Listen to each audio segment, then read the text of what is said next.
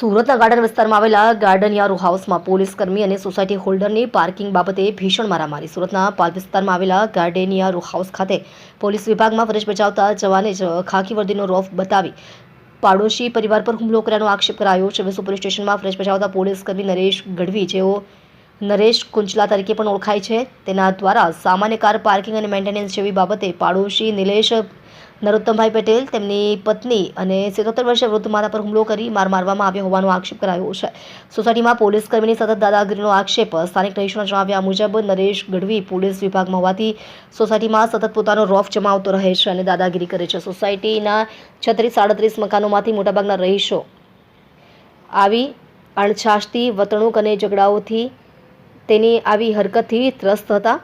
તે સોસાયટીનું નિયમિત મેન્ટેનન્સ પણ ભરતો નથી અને નિયમોનું ઉલ્લંઘન કરી સાથે રહીશો સાથે સતત ઘર્ષણમાં ઉતરે છે. પાર્કિંગ મુદ્દે તકરાર બાદ ઢીકાપાટુનો માર માર્યાનો આક્ષેપ. ભોગ બનનાર નિલેશ પટેલના જણાવ્યા અનુસાર તેમના ઘરે ફર્નિચરનું કામ ચાલતું હોવાથી કાર સોસાયટી પરિસરમાં પાર્ક કરી હતી.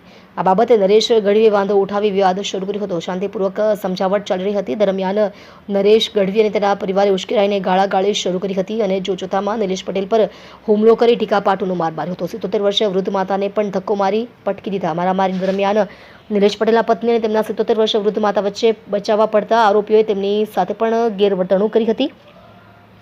વૃદ્ધ માતાને જોરથી ધક્કો મારી નીચે પાડી દેવામાં આવ્યા હતા, તેમજ પત્ની સાથે પણ ઝપાઝપી કરી હતી. સમગ્ર મારામારીની આ ઘટના મોબાઈલ કેમેરામાં કેદ થઈ ગઈ છે અને તેના વિડીયો પુરાવા પણ પોલીસ સમક્ષ રજૂ કરાયા છે. સમાધાન કરવાનો ઇનકાર, કડક કાર્યવાહીની માંગ.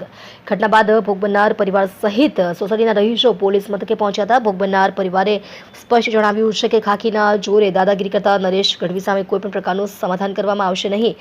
તેમણે પોલીસ કમિશનર અને ઉચ્ચ અધિકારીઓ સમક્ષ આરોપી પોલીસ કર્મી સામે કડક કલમો હેઠળ ગુનો નોંધી એફઆઈઆર દાખલ કરવા તેમજ ખાતાકીય પગલાં ભરવાની ઉગ્ર માંગ કરી છે.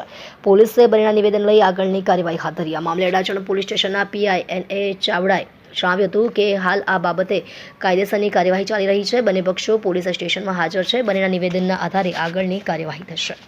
આપ જોઈ રહ્યા છો ગુજરાતની સૌથી પહેલા ખબર આપતી Surat express news channel director Rajesh મંગલેની સાથે.